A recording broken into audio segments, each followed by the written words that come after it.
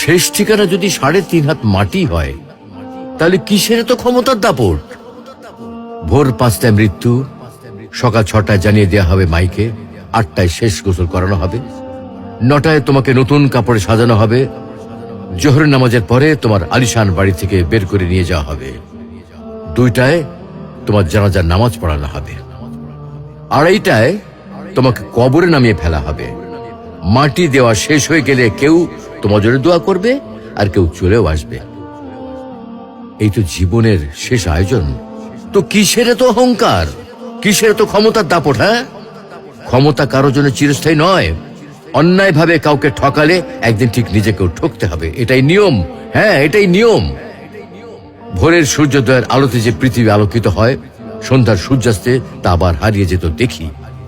অসত্য দিয়ে সত্যকে কখনো ঢেকে রাখা যায় না। প্রকৃতি বড়